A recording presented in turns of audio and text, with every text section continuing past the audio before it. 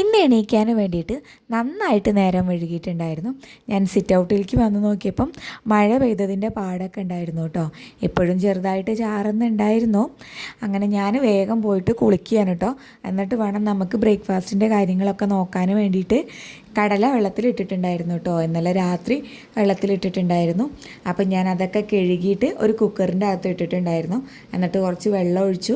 അതിൻ്റെ അകത്തേക്ക് തക്കാളി, കിഴങ്ങ്, പച്ചമുളക്, പിന്നെ കുറച്ച് ഉപ്പും മഞ്ഞൾപ്പൊടി ഇട്ടിട്ടുണ്ടായിരുന്നു കേട്ടോ. ഇതെല്ലാം കൂടെ ഇട്ടിട്ട് കുക്കർ അടച്ച് വെച്ചിട്ട് ഒരു 5-6 വിസിൽ കേട്ടോ. അതാകുമ്പോഴത്തേനും നമ്മളുടെ കടല റെഡിയാവും കേട്ടോ. അത് കഴിഞ്ഞിട്ട് ഞാൻ ഒരു പാന് വെച്ചിട്ട് നമ്മുടെ തേങ്ങ വറക്കുമായിരുന്നു കേട്ടോ. അതിൻ്റെ അകത്തേക്ക് അതിങ്ങനെ ഇളക്കിക്കൊണ്ടിരിക്കുമ്പോൾ അതിൻ്റെ അകത്തേക്ക് കുറച്ച് വലിയ ജീരകം, പിന്നെ പട്ട, ഗ്രാമ്പു അതൊക്കെ കൂടെ ഇട്ടിട്ട് നന്നായിട്ട് ഇളക്കി കൊടുക്കുക കേട്ടോ. അതിൻ്റെ ഇടയിൽ ഞാൻ ചായ കുടിക്കുന്നുണ്ടായിരുന്നു. അമ്മ പഴം പുഴുങ്ങി തന്നിട്ടുണ്ടായിരുന്നു കേട്ടോ. അപ്പോൾ അതെല്ലാം കൂടെ കൂട്ടിയിട്ട് ഞാൻ ചായയും കുടിച്ചിട്ടുണ്ടായിരുന്നു. അപ്പോഴത്തേനും നമ്മുടെ തേങ്ങ ആയിട്ടുണ്ടായിരുന്നു കേട്ടോ.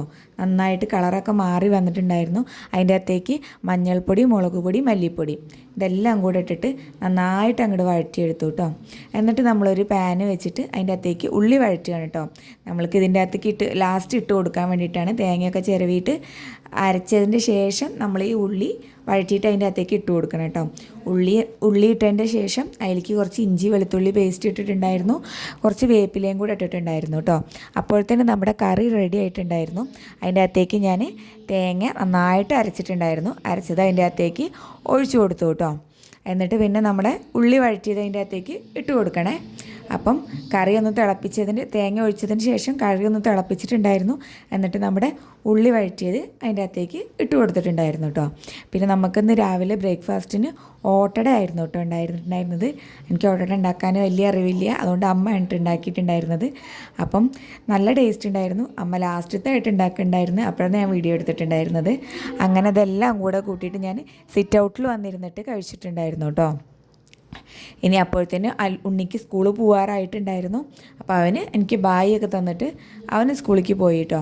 അപ്പോഴത്തേനും നമ്മുടെ അല്ലു നീറ്റ് വന്നിട്ടുണ്ടായിരുന്നു. പിന്നെ അവന് മുഖമൊക്കെ ഒന്ന് കഴുകി കൊടുത്തൊന്ന് അവൻ്റെ മൂടൊക്കെ ഒന്ന് സെറ്റാക്കിയിട്ട് ഞാൻ അവനും ചായ കൊടുക്കുകയാണ് കേട്ടോ.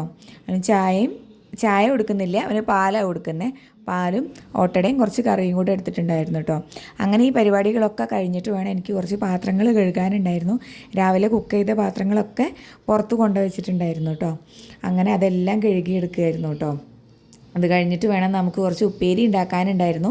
കായ ഉണ്ടായിരുന്നു കേട്ടോ വീട്ടിലിരിക്കുന്നു. അപ്പം കുറേ ദിവസമായിട്ട് ഇങ്ങനെ ഫ്രിഡ്ജിലിരിക്കുകയാണ്.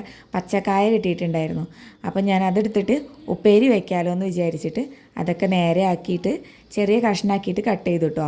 എന്നിട്ട് അതിൻ്റെ അകത്തേക്ക് കുറച്ച് വെള്ളം ഒഴിച്ചിട്ട് നമ്മൾ മഞ്ഞൾപ്പൊടി, ഉപ്പ് ഇത് രണ്ടും കൂടെ ഇട്ടിട്ട് നന്നായിട്ട് 2 വിസിലടുപ്പിക്കണേ. അപ്പോഴത്തേനും അത് വേവും കേട്ടോ.